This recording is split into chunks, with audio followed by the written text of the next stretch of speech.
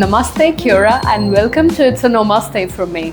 I'm your host Komal and you are our awesome community in this growing space where we're all about being real and unfiltered. Now, if you have been following along our journey, you would know that usually we dive straight into the episode. But we got some feedback saying that it might be nice to have some context before jumping into the episode. So here we are. Let's try this out. Today's episode is with Annelize, Soft and Strong, a journey of change, adaptability, and community. This episode is a special one for me. I recorded it in New Zealand with Annelize just before I packed up my bags and left for my big adventure, taking a gap year, traveling around a little bit, and eventually spending some time at home in India, which is exactly where I am right now. And it feels like a full circle moment to be introducing this conversation from here. Our chat covers a lot of ground. We talk about culture, religion, faith, empathy, authenticity, and what it means to be soft and strong at the same time. There are a lot of laughs, tears, there's reflections, and a whole lot of wisdom from Annelize. She talks about the power of community and the importance of kindness, and how small gestures can make a big difference in people's lives. She also talks about the shifts that she had to make when she came from South Africa to New Zealand, and how she's still adjusting to the Kiwi culture and the communication style mainly, which is more gentle and soft-spoken compared to the very direct South African culture that she came from. What I really love about this conversation is how she refuses to fit into the victim mentality. Instead, she offers a grounded, practical way of looking at life's challenges, which honestly gave me a fresh perspective too. I personally learned a lot from Annelize, and I hope that you will find this episode as heartwarming and inspiring as it was for me in the moment. So settle in, enjoy, and let's jump into this wholesome conversation with Annelize. Should we do some introductions? Yeah. Cool. Would you like to go first, or would you like me to go? You do. I go first? Okay. You're Annelize, and your ethnicity is South African. You moved to New Zealand 25 years ago. And you do have family still in South Africa. You have some family here in New Zealand as well. You live in Wellington, and you are in your 60s. And you do work as a recreation officer. You love your job, and you're pretty cool and like so much fun to be around. And maybe that ties back into your personality thing of like being an extrovert and a people's person. And I don't know, I just find you very cool. So that's my introduction for you. I'll have to get a copy of this and play to my grandchildren. They would go, "Oh my, she said you're cool." Yeah. Well, yeah, I was thinking, it has 2 years, a year and a half, when you started in the bureau. Maybe and when I'm about 2 years. Time doesn't matter, but yeah, so Komal, I know that you, it took me a long time to get your name right. you did practice. I did. With me quite a few times, so I that did. Was appreciated. What was the two, you gave me 2 words and it sounded like, I've forgotten those 2 words, but anyway, can you remember? Yes, so what do you always say? When I break it down, I give the phonetics. I say, you know how we use emails and at the end we use .co.nz. Yeah, so that's the co that we use. And then mul is like, it's like mull sound. So it's mul, you know, so A is lower. So yes. Komal. It took me a few times to get your name right. But I wanted to. I really wanted to. My first impression of you was just your beautiful curly hair, and every time there's like a little curl that falls in on you, and you push it away, and it's just so beautiful. I think with this little hand gesture, your hair and your curls and your smile say so much about you. Just the fun girl that you are, and how flexible you are, and then just this gentle gesture of keeping you a part of you and in place. I've That's just cute. loved that. I had never thought of that. Like maybe I do it automatically, but I've never thought of that. Yes. Yes, I think you're also so beautiful. But so I learned today that you've been in New Zealand about 20 years. 12 years. 12 years. Yes. I know that you are on the eve of going on this amazing trip and living your life, living the life. I'm sad that I didn't meet your mum, but I thought that was a real milestone in your life that she came to see this beautiful country that's been part of your life for so long. And I remember you telling me about work, and although it was government, the amazing work that you did with some amazing mentors, and that you wanted to look at exactly what we've been talking about, connections and oppression and minority groups. And isn't that amazing that's maybe why we connected instantly. Yeah. I think I will, no matter where you are in the world, I would love to keep contact with you. Absolutely. And when it was Diwali, you called me and invited me to Diwali. And then you said that your house is not accessible, but you still wanted to invite me. And I think that was one of the kindest things that anybody has ever done, knowing that I won't be able to attend, but still inviting me, still saying you're important enough to know that I would really have wanted you here. And I don't think I've said that to you afterwards, but I will never forget that. So all future Diwalis, I will have you in mind, and will always remember that. Thank you for that, because it also shows who you are and where maybe that point of connection for us. So thank you so much for that. Oh, thank you. That's I think that just made me so emotional just now. But also, like, I think like that was something I was struggling with so much. It took me a week or two, because I was like, I wanted everyone I really loved and valued in my life there, and it was such an important day and celebration for me. That was the first time I was hosting, something that big at my place. I felt so bad and guilty myself at the time.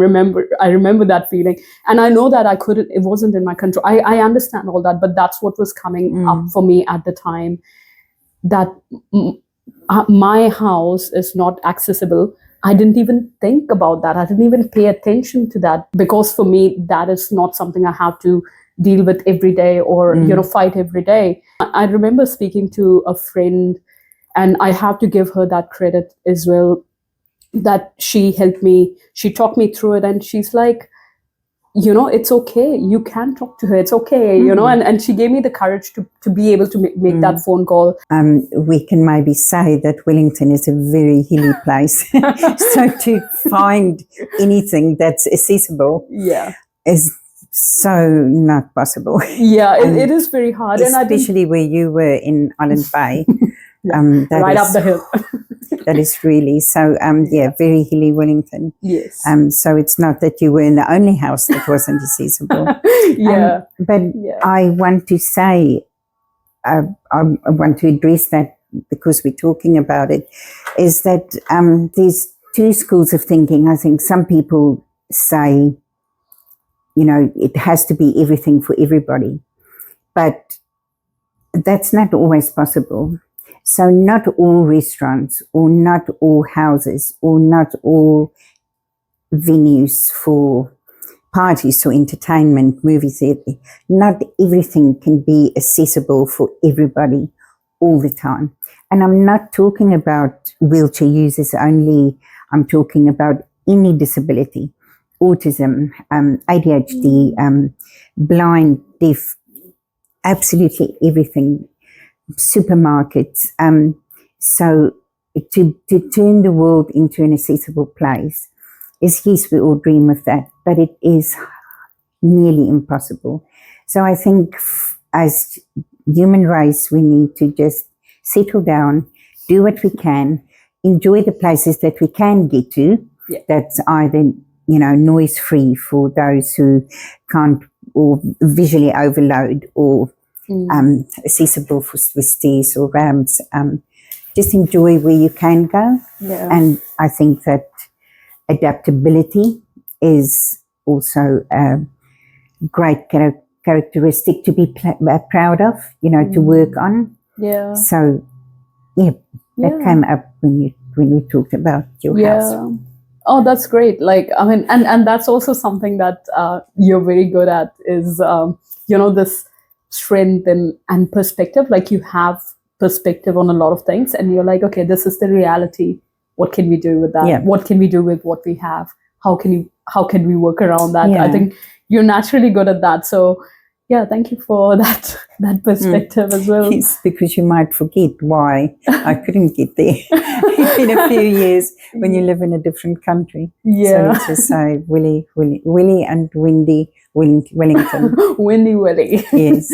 Yeah. But you were asking about talking, connecting. Funny, that's been a bit of a theme of us today, talking about connection. Yeah. Connection.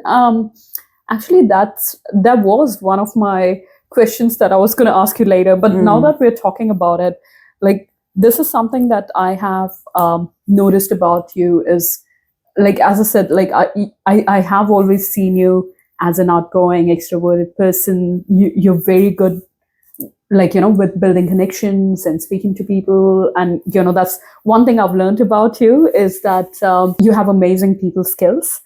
You are very, very community focused as well. And you make friends very easily too. So, like, those are some things that I've learned about you. And the question I had from that was, like, with the community, like, what are your thoughts on building, the importance of building a community, a friendship? Why do you think that's important? It's a big question. Funny, when you said community and the importance of it, I thought of my dad the moment you said that. He was the public relations officer for the South African Air Force when I was late teens. And I think I mirror what he did. He collected people. He loved people and functions and arranging functions and creating opportunities and meals and barbecues and for people to get together. And I think I've just continued on from what he taught me. Oh my golly. But the importance of community is support. I think it is creating an environment where others can be together, mind-like or not. Different. It teaches you about allowing for different opinions, different cultures, different interests, to just accept each other and be together and find a way. Certainly community has been, for the last 2 years for me, has been really important, and I've questioned why people are important and why individuals are important to me, and what I can offer.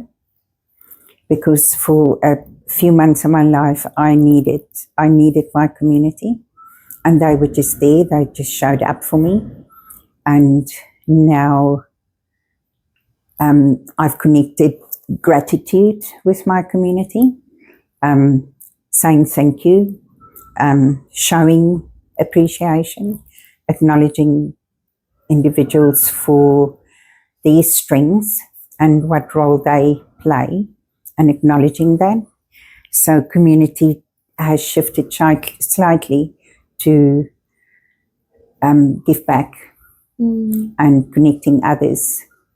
A few things in that you said was how you saw that growing up, that was normal in your family, and your dad did that and you carried that on, and that you actively carry that with you as well, is that you put effort, and not only just like building a community as in like with connection and all, that you connect with people, but you also like encourage people around you to connect with each other. Like we had an example just when I walked in here. Oh yes. When you introduced me to the chef, and he was just around.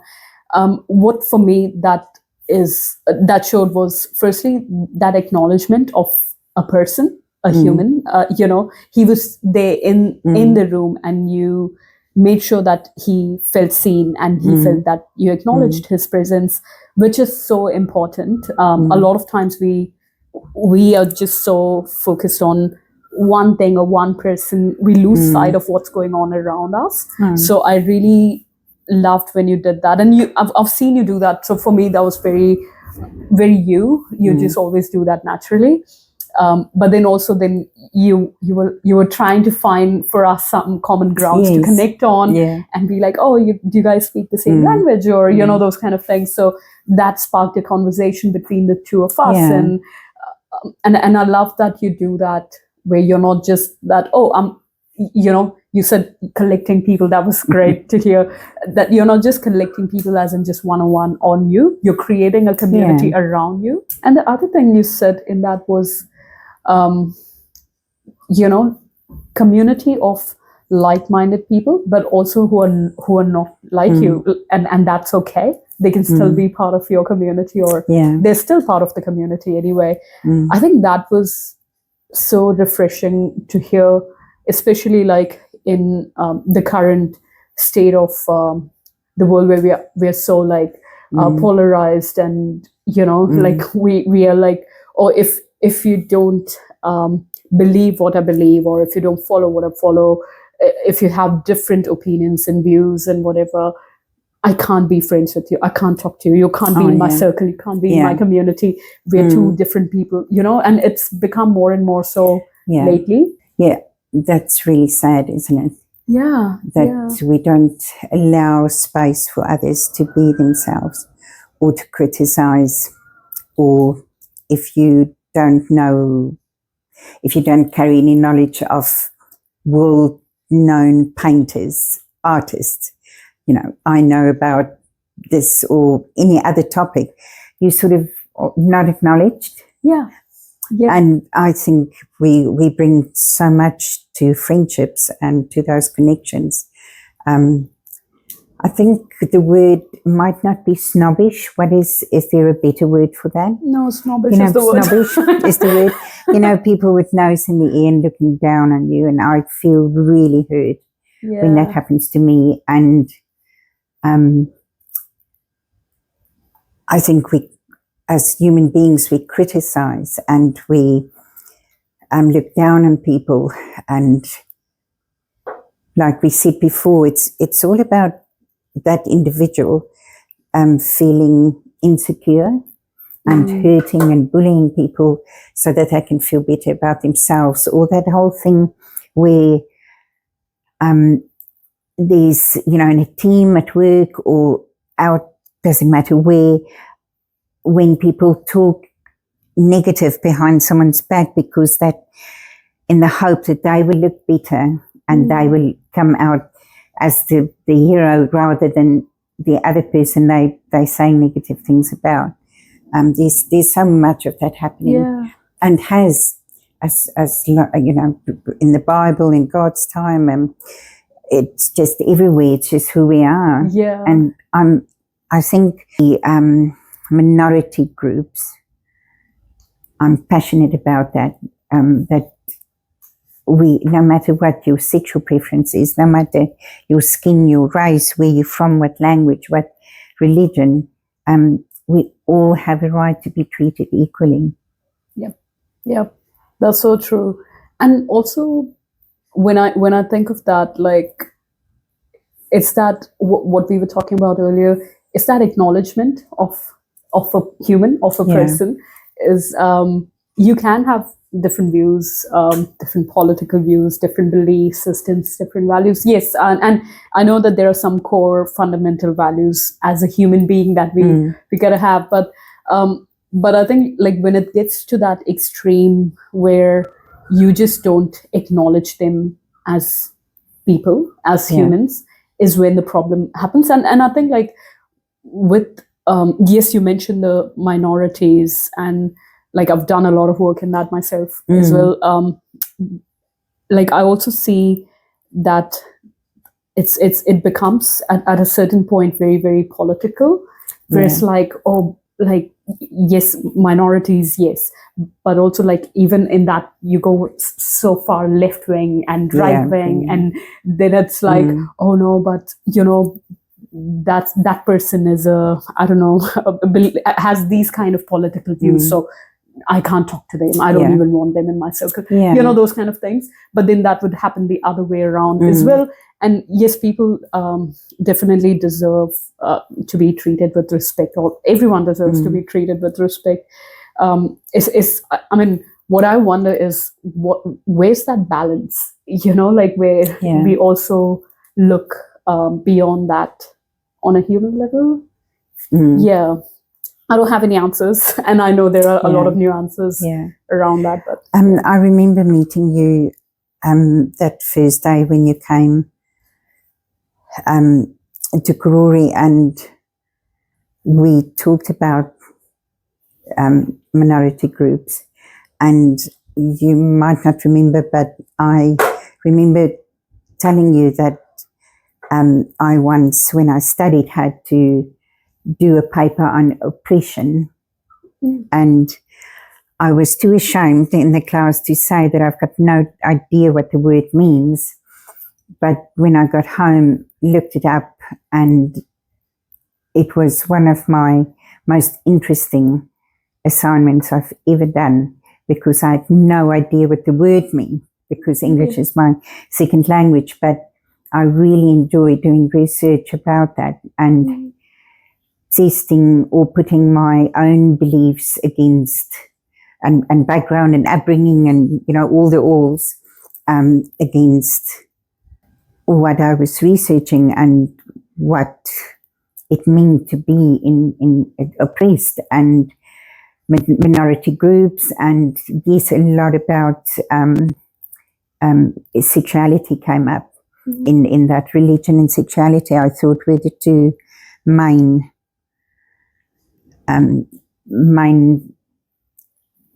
items that came up. But it's amazingly interesting, isn't it? Yeah. And I think as a Christian, my God and what I believe tells us to go out and to be kind.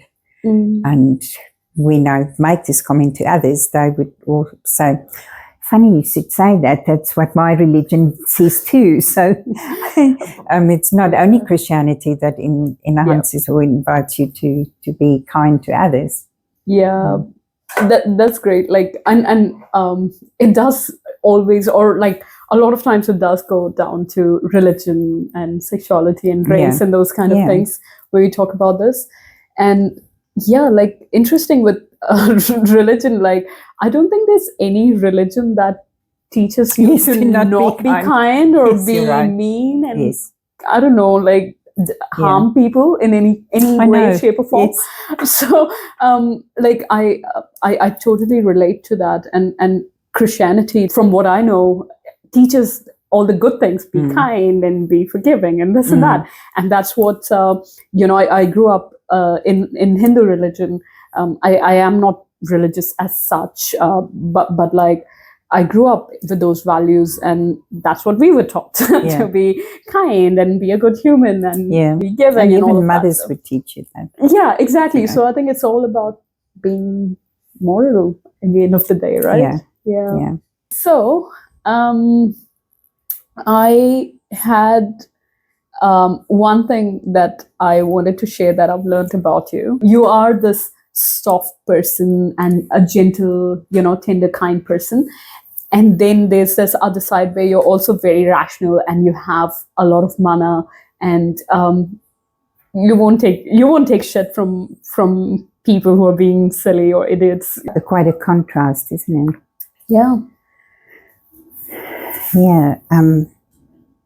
I can just go back to my upbringing and my parents and my mother, who was the quiet but strong one in the family, and Dad being militant. Everything, tidiness, organized, being in the Air Force and wearing uniform, how you present was really important. How you you're not going out like that, or when you go to church or, movies, you have to, in those days, you have to dress up and look smart. Yeah. But where mum was actually the strong one, although she was quiet and also a heart of gold and very, very soft, but the strong one with clear boundaries. Yeah. And you would not think to cross those boundaries. Yeah. And I think I would like to think that I take after her. I also want to acknowledge faith. I think when we grew up, I would have been about 16 when in the Christian world, they had little bracelets and pins, and it was slogans everywhere. What would Jesus do? They also used the abbreviation of the letters, and it was engraved in things. And what would Jesus do? And I think I still ask myself that sometimes when I'm impatient with something, or just want to go negative or, the extreme. I still do that. I still ask myself, what would Jesus do in a situation like that? Would he have lost his temper? But turning 60 this year has really brought me to a milestone. At 60, you start to think about your legacy and who you are, what you want, what you're leaving behind. And I'm not talking earthly belongings, I'm talking values and for grandchildren, because this is often an age where the children's now grown up, and I have 4 beautiful stepchildren, and they gave me 7 grandchildren, and what is it that I want them to remember me by? But I want to go back to your question about taking no shit. I think that sometimes when you're soft-hearted, it takes a bit longer to get to the point of, no, actually, this is not working. But the more you practice that, or the more you do it, the easier it becomes. And in my last 2 years journey, I had to grow up very quickly. And grow up, I mean, get the confidence, it was really hard, and I had to hear my own voice. Yeah, I had to hear myself say, that's not okay. Because when I've done it before in relationships, I wasn't heard. It just continued on. But it's now much easier for me to say, actually, that's not okay for me. And it's not about pushing people away. It's not about hurting others. It's just advocating for yourself and your own needs. Yeah. Where you started with taking that on from your mother, I think when you were just saying that, I could just picture her as in her energy in the sense of being this soft but strong woman. I definitely see that in you as well. And women, I really appreciate and look up to women like that, who are soft, who have, because also being soft in this world now takes a lot, right? Yeah. So being vulnerable enough to show that softness, and at the same time being strong enough to hold strong boundaries and advocate for yourself, like you said, just holding those two contrasting values that are so important. The word authenticity comes to mind when you summarized that. What do you see authenticity being? I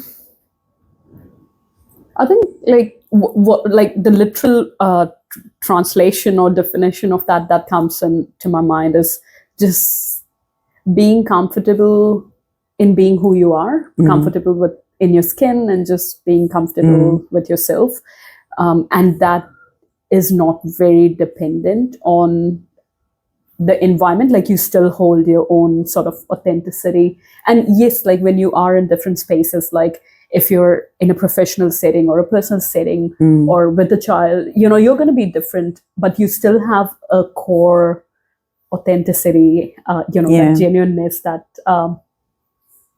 you carry in all those roles with you. Cool. I like that. I haven't used that word for a while. When you talk about vulnerability and authenticity, that it's huge concepts, isn't it, as humans? Yep. And we need to be sitting with our own, but I also want to sit with others, authenticity or their vulnerability, and realize that just like me, they're only human beings. Just like me, they face trauma. Just like me, they're having a great day. Just like me, they have financial challenges. They miss home. They, just like me.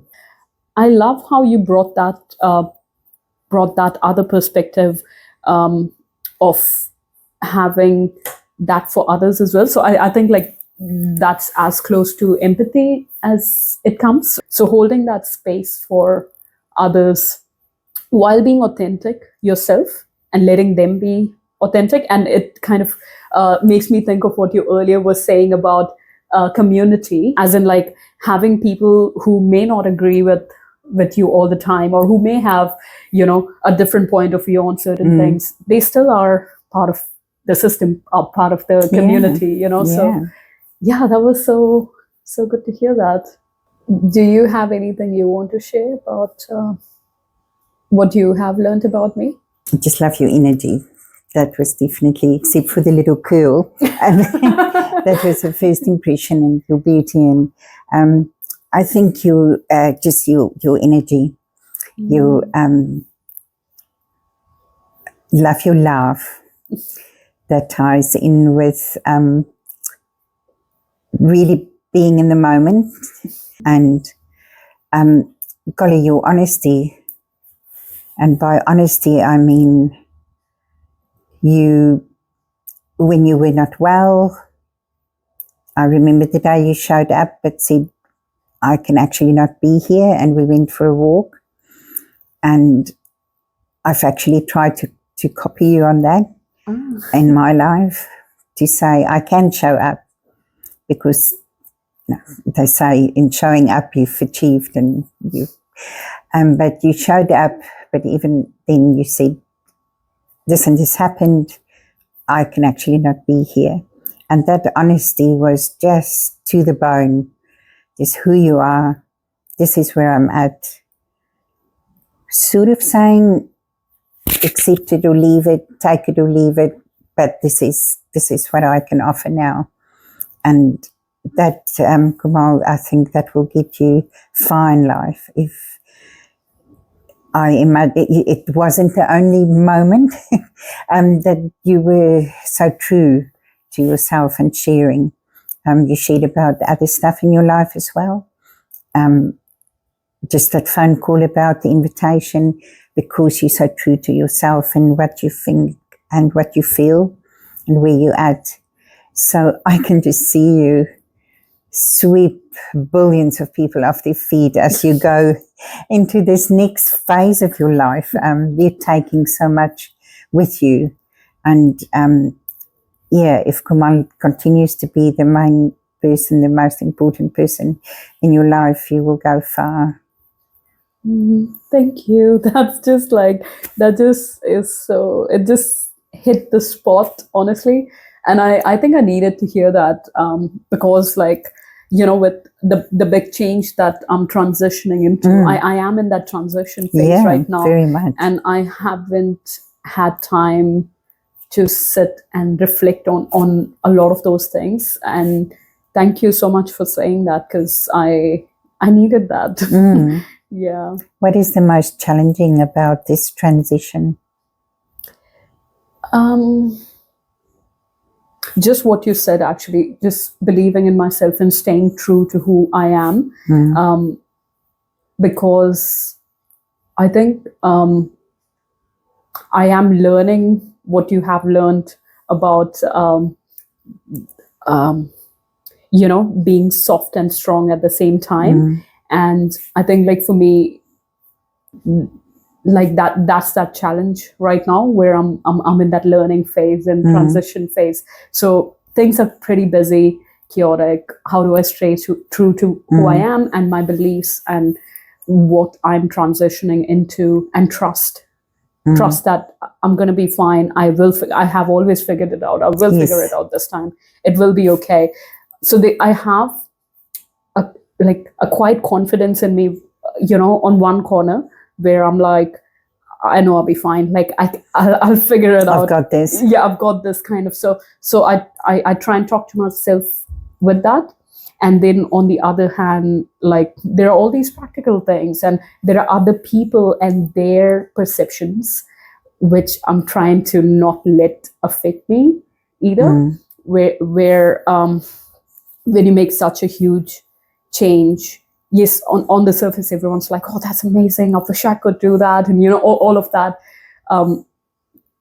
But then like, there's also a lot of other things that come up in that transition phase. And, so I think like, I'm just trying to stay true to me and hold that belief in myself strong during this process. But yeah, I think once I'm out of here, I'll be fine. I'll be like, yes, I'm off. That's just like getting there, the transition. And the 12 years that you've been here, you learned a lot. Oh yeah.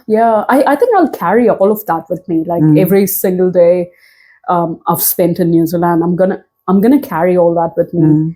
Like there may be people who I'm not in contact with anymore, and maybe we didn't have the best connection, or the vibe wasn't right, but they still taught me something. Oh, definitely. And I've learned so much, I've grown so much. Like the things, the person I've become in the last 12 years I've lived in New Zealand, I mean, I can't believe I am this person today. Like, really? All the things that you said, I think it's taken me a few years to learn and become that person and be true to who I am. And I mean, there's still days when I struggle with that, and I'm working on myself and learning things. And I'm very grateful for New Zealand, and I love a lot of things about New Zealand. And also I need to leave. Yeah. It's time for me to move on and do something different. I might come back. I don't know. But yeah.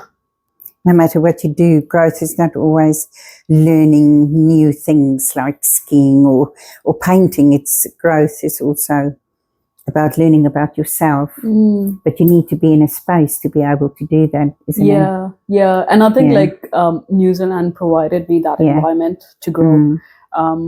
Even though it was really hard, like it was so quiet, it felt so dead for quite a few years. It took me. I was just like, I felt low because there was no stimulation, and because I came from like India and a very busy city, a very growing city. Yes. Like it was booming with like IT and this and that. When I left, and now it's like at a whole different level. So like for me to come from that to New Zealand, where it's like all calm and quiet and nature and like hardly people on the roads after 5, like everything's closed at 5 p.m. And I'm like, what is life here like? So it was really hard initially for me to, but maybe that's what I needed for my nervous system to down-regulate. And very different cultures. We're talking about differences in community, but oh my golly, the big British influence in the culture in New Zealand has really, well, I think I'm still adjusting to that.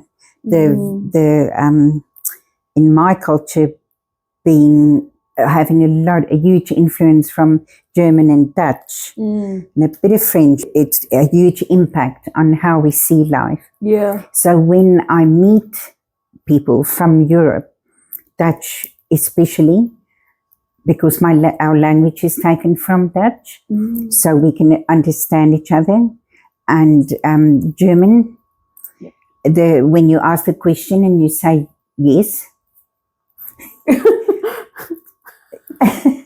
because for the British, it is, I'm so glad that you asked me my opinion about this. And when I reflect on previous experiences, I think I'll go and, yes, thank you.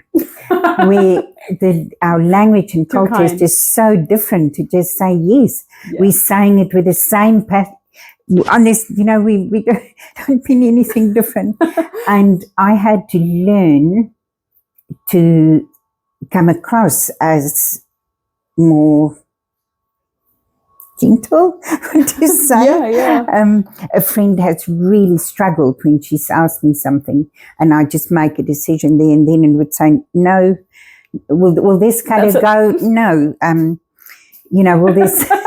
So we're busy. So we're busy setting up for an entertainment or for an activity, and so this colour, no, there's no time to say to be the pure British here, but also in our humour. In South Africa, I think we've had a much stronger influence in America, movies, television, music, far more American than British.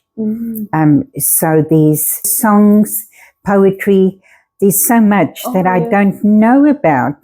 People that were famous and milestones in Britain and in New Zealand.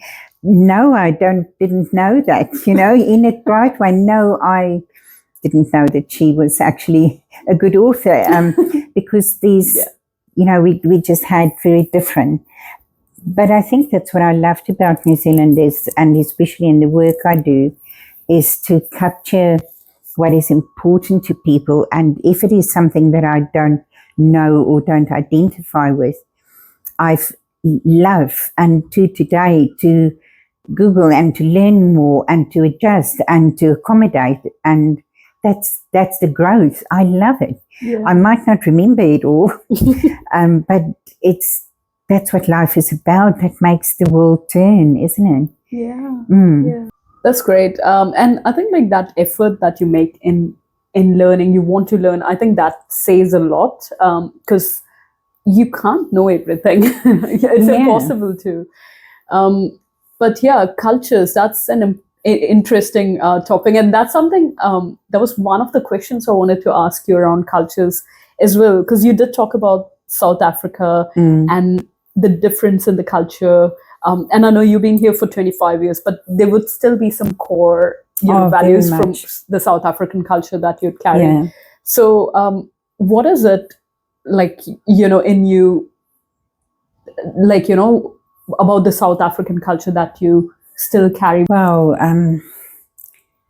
I think music, humor, food, to be hospitable, hospitality, language, faith, fight, that survival.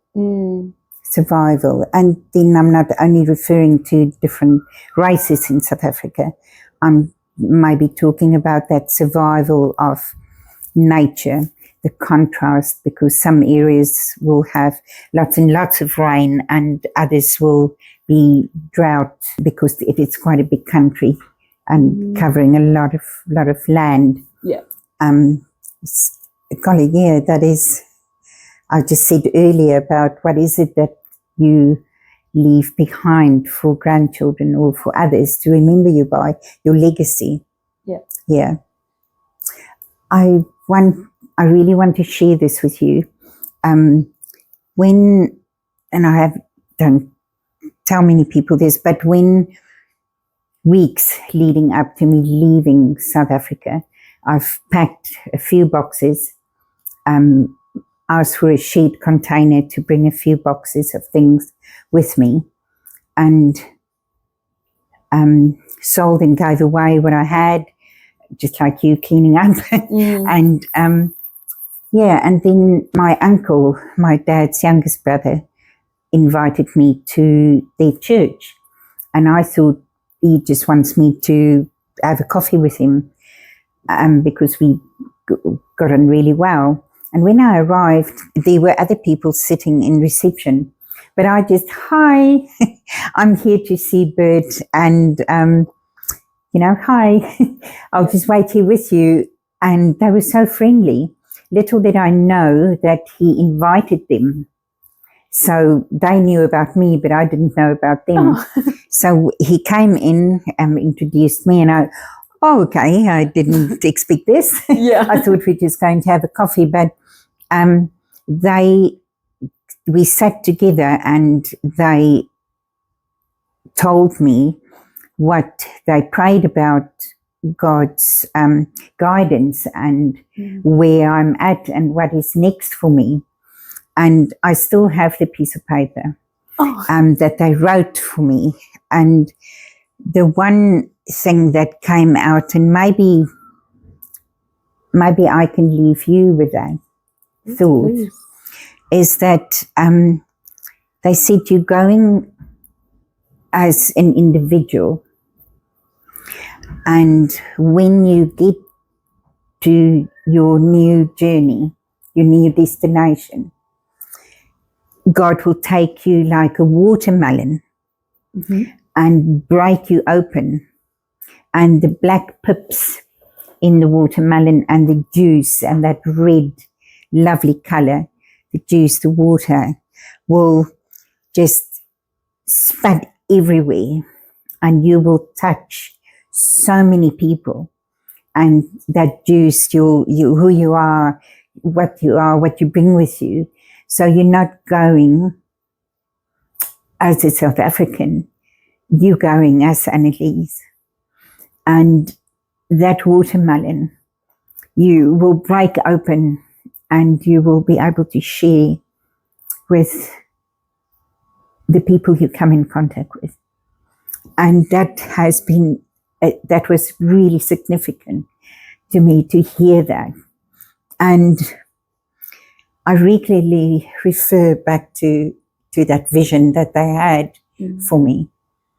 Many other wonderful positive things as well, but it sort of tied in to that theme of breaking growth, opening up, not being protected in a little glass container, that you're going into the real world, but also that we get to phases in our life where it will be hard. That's life. Nothing and nobody can protect us about against that happening. But it is, once you break, is what is the flesh, what makes up this beautiful red color, what makes up this beautiful sweet juice. And the pips is, as you know, I absolutely love gardening, and the pips will land somewhere, and some will grow and some won't. Some people will be open to share your journey and others won't. So that's a huge metaphor, I think, to all this. The word is. So maybe I can send you with that same to say, you're not going, you didn't come as an Indian, you didn't come, you came as a human being, as a beautiful woman, and after your watermelon already broke here in New Zealand, you're leaving again with another to spread that juice and the beautiful red that you've got, that flesh and what your substance. Take that with you. Yeah, that's so beautiful. I love that analogy. That's so cool. That's a good one for me to carry. I'll definitely hold it close to my heart and keep reminding myself of that analogy. But I definitely see that you came with that and you have done that. Like, you have spread that, your your values and substance and personality out in the world, and you've touched lives. I think we are more than just the labels that people put on us. We're more than just a South African with a funny accent and can't pronounce the big words. We're more than just our skin color. Interesting enough, I feel very comfortable when I talk to other immigrants and say, we are immigrants. I'm somehow part of a bigger group as an immigrant in New Zealand. so when I talk to care staff here who are immigrants and who left husbands and children behind to come and look for a new start, that might have not been my reason for coming, but I can say I know exactly what it feels to wait for residency. I know exactly how it feels to get a passport to travel. I know how it feels not to have family or grandmothers or parents here. Yep. And that has been really comforting for me and for them. Yeah. And they might be in the shower with me, helping me, but I'm able to just show that empathy and to be, to touch them and hold their hand or their arm and say, I miss my mother too, or I miss my sister too. We're so far away, you know, what they're going through if we're sending money back home and, you know, all of that. So, golly, how did we get from your question about culture to but that ties in beautifully. It very much.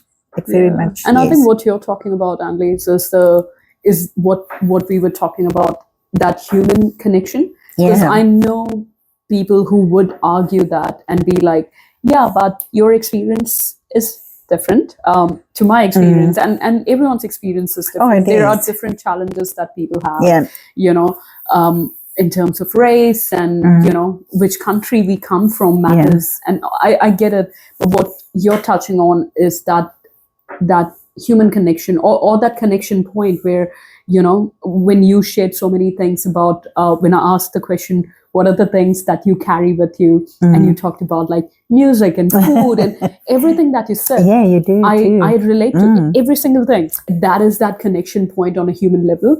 And beyond, like you said, when we look beyond race, color, gender, ability, anything at all, how do we connect as humans? These are the ways we connect and relate to each other, right? So, and then we go back to the last hour that we've talked and just repeat all of that. Exactly. And bring that into, doesn't it? Yeah. Yes. Yeah. What are some things that you miss? Because you did say just now, you know, you talk to people and you're like, yeah, I also miss my family or whatever. So what are some things that you miss about South Africa still, 25 years in New Zealand? And also, what are some things that you actually don't miss at all? Things that I miss makes me think of my dad again, but it's that familiarity because he took so much joy, got so much joy out of phoning me and saying, we were shopping and I bumped into your lecturer from Mr. Divenage, and you know, it was great to catch up, and I told him what you're doing, and that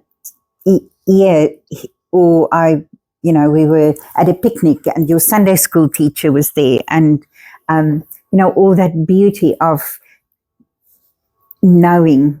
And I remember when I first arrived, I actually still do it. Yeah. So not when I first arrived. It's when I'm in a crowd or in a bus or in a shopping center or wherever out and about, I think I'm always looking for familiar faces.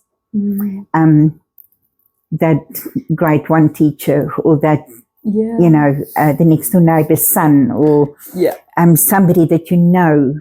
And I think that summarizes a bit of my wanting to connect and create community, and that familiarity and who I am, because they were, just as Maria Angela said, that they the people you carry with you. And when I first went back, I made a list of everybody I wanted to see and to go back to and to go say thank you to for specific milestones and strengths and they gave me or allowed me to explore. And that was the most satisfying thing ever. And I didn't keep contact with any of them after that, which was interesting. I didn't go to recreate connection or to recreate community, but I had this list that I went through to go and say thank you to. Can I ask a question? Yeah. Like with that gratitude list and then you saying thank you. So obviously like those people must have been part of your journey, your story for a while and a connection. And then you didn't keep contact or it died off. So was that like you kind of saying thank you for being in my life and then closing that chapter and then moving on? I do think so. I do. I really do. The timing couldn't be much more perfect than this, with you sharing this with me while I am like about to go on my journey. And obviously like when someone shares things like that, you reflect on yourself. And I feel like this is something I've learned, and you can tell me if that was also true for you. But like I am noticing also that I am closing chapters in a lot of places while I'm in the, and that's why I was saying that it's harder, because I'm trying to still be true to myself and not, kind of get sucked into the drama again. Yeah. But like, yes, closing chapters, talking to people, saying goodbyes, some maybe final goodbyes that I don't know whether we're going to still stay in touch or not. There are some conversations and goodbyes where I can clearly see that I needed that guidance or that relationship or that connection in my journey to help me through a certain phase. And now I'm standing here at the end of it and I'm looking back and I'm so grateful that for that guidance and everything. And I'm also seeing how that was all I needed. I mean, and it sounds mean, but that was our journey. That's why we were together for that one phase. And then now I'm moving on, and I know that I have to leave this person behind now. As in, like, obviously we're not going to be enemies or not talk or whatever. But like, I know that was our journey, and it will end here, and then I will move on, and I will have other mentors or guides or people who are going to be part of my journey. That's just okay. You can't keep contact with everybody, And that's okay. It's acknowledging that, that's a real mature insight as an adult to say, I acknowledge that this person, the corner dairy guy that knew you every time you came to buy milk, that's okay. You can't keep contact with him forever, but he played a big role. He gave you that familiar setting. But to go and say to him, hey, today's my last day. You made a change, or you comforted, or just knowing you. Just I think acknowledging people on your journey is that kind of makes me think of one more question that I had for you. Who is your favorite person and why? I called her Amma. Amma. AMA. And I was 11 months old when Mum decided to go back to teaching. And in the year 1965, when I was born, early childhood centres were not a thing. And Mum wanted to build a house for us. So this lovely lady and her husband, Kotie, Kotie, lived across the road from us. He was a firefighter, retired firefighter. And she was the mother of the universe. She never had a career.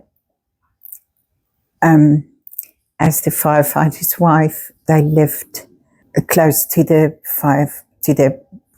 place, and she was just the mother to everybody and the healer. So, all those old women's tales and all the old, they use a bit of camphor oil for this, and that was her thing, natural healing. Her name was actually Leti, but when I was little, I couldn't say that. So Mum tells me that I just came up with this thing, ama, ama, because that's not a word in our language. So from when I was 11 months till 7 when I went to school, because in our country, all those days, you went to school in the year that you turned 7, I had the privilege of spending the day at her house, at their house. And although I refer to my mother as the soft but strong woman, I learned so much of my core from Amma.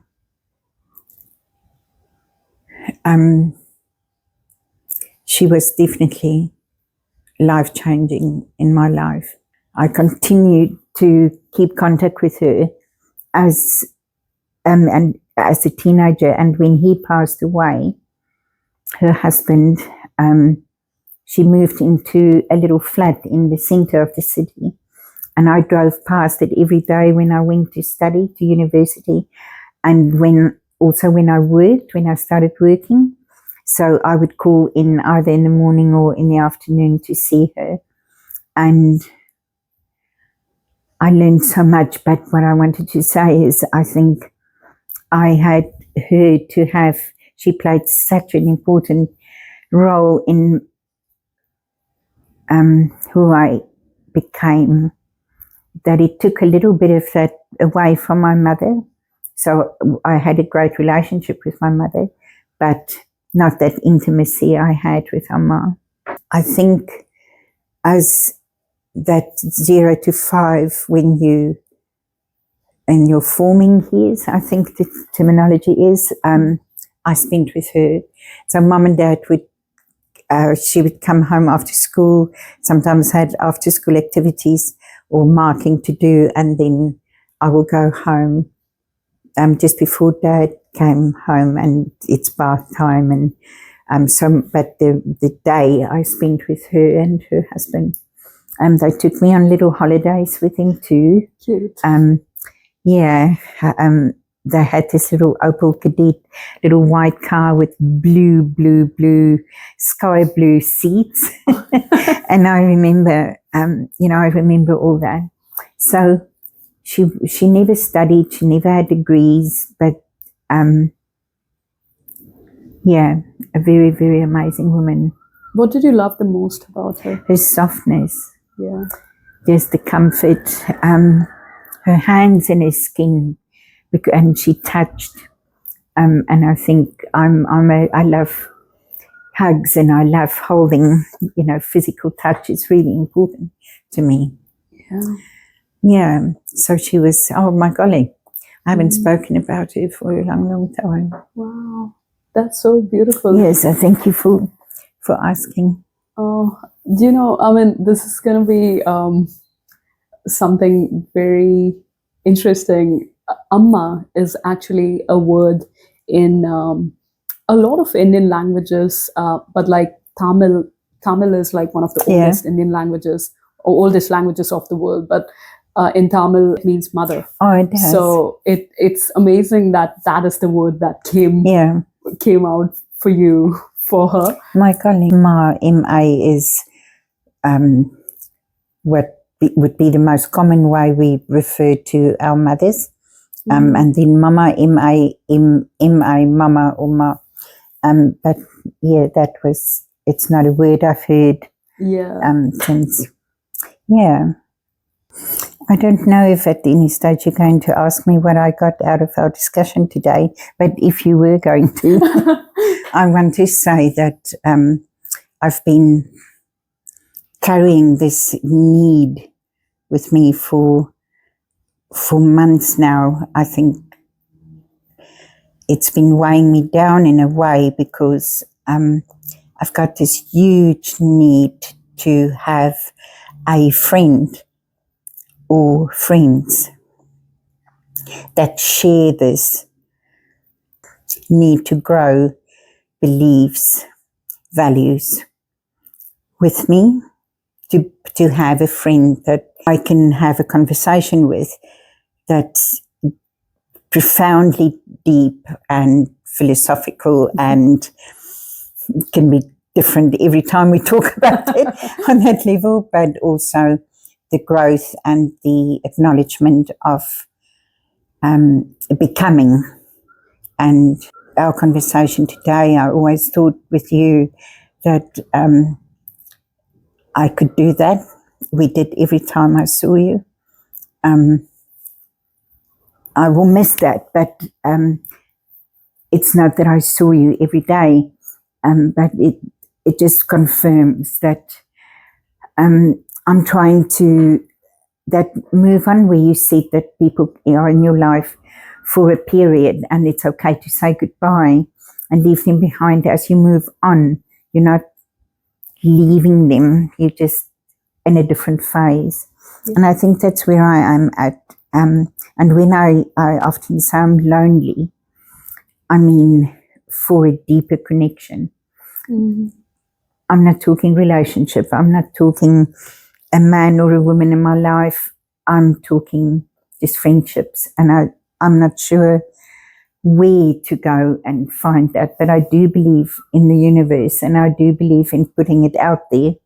And I do believe that God will bring that to me, because I think I still have so much to give, and I still have so much to learn and so much to do. And the fact that I use 4 wheels to do it is just a carriage. It's just a way to get there. Yeah, I don't want this to be the last chapter or the last stop. And I think for you, this is certainly wasn't the last stop. No. You are becoming, you're on your way. The world is your oyster, is the expression. But it's what you make of it. It's that conscious choice. Every morning, you make a decision. And you will continue to do that. So I don't know when the decision that morning was, when you woke up and decided, hey, this is what I'm doing. But the fact that you made the decision, I really take my hat off to you, and it will be fantastic. Thank you, Annelize. Those are just such beautiful words. And I think I'm going to keep this with me, but also I have a recording of this. I can look back and listen to you say this to me. You have to. Many times in the future when I need that. I don't think this is going to be the end of it. I'm definitely going to try and keep in touch. And you always have been so kind and open and giving and vulnerable. And I'm that's the kind of friendship that I would definitely want to keep in my life, and the depth and the growth and connection. I think we just happened to meet, right? It wasn't planned. We didn't go out of our way to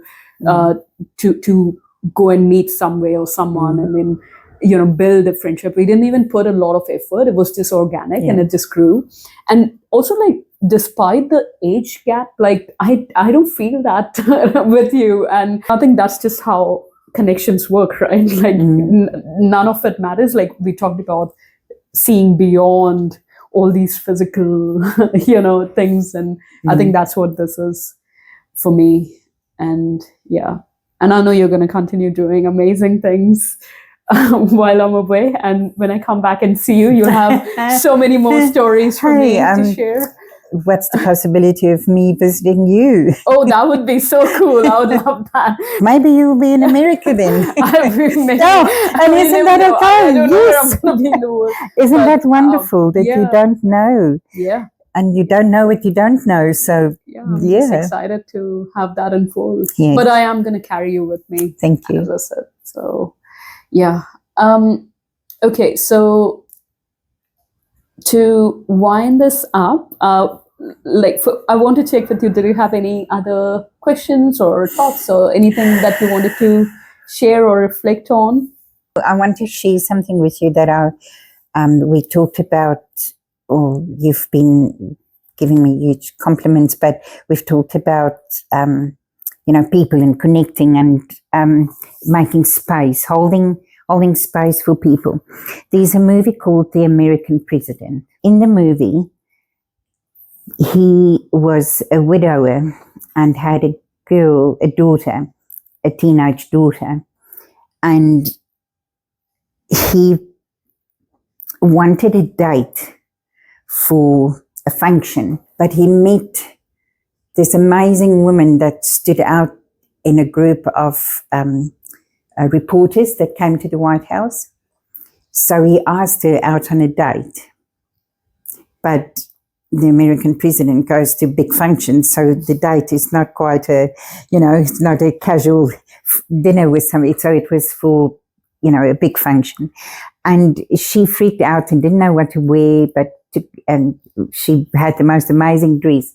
But before he left to meet her and to go down to meet, be at this function, he said to his daughter, "Any advice? I'm really nervous about this. Any advice?"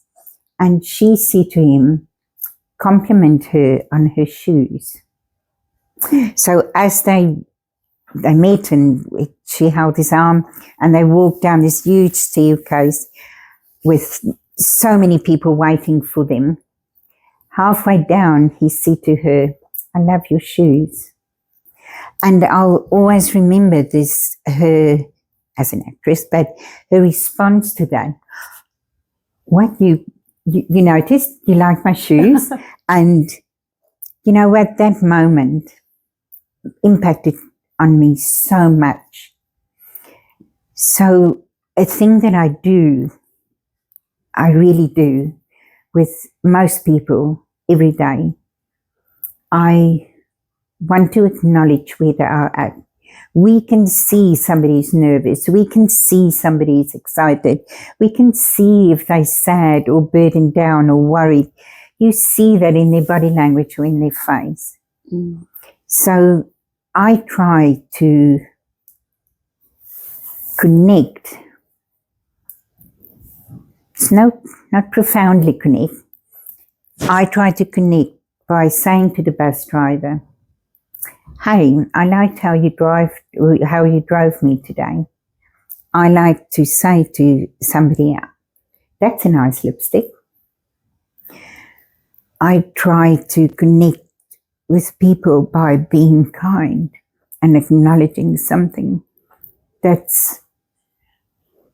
will just maybe add a bit of joy and love to their lives for that moment. "I like your little curl, and I like the way you push it back." I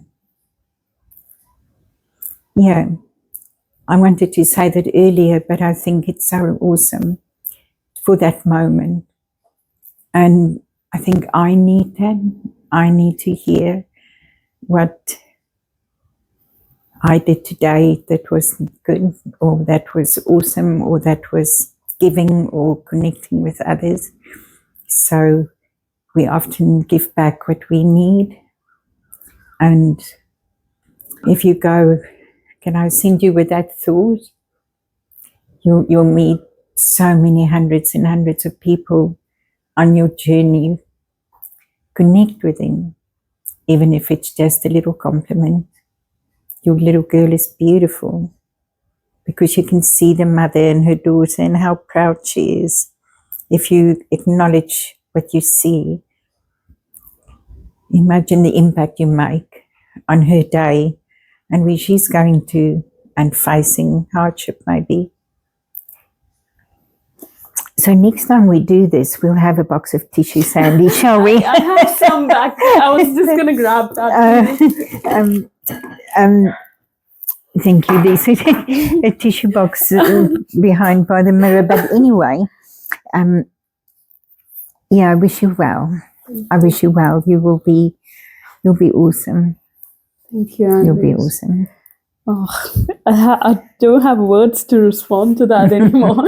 That was so, from the heart. Like, you're like always so much heart. And I'm like, that is just like, that's great advice though. I will remember that. I will definitely honor that as well on my journey. And I needed to hear that. So thank you. That's just perfect. advice, and you're amazing. Thank you. Thanks. Can I give you a hug? Yes, I think I please need do. that more, but Thank you, Komal.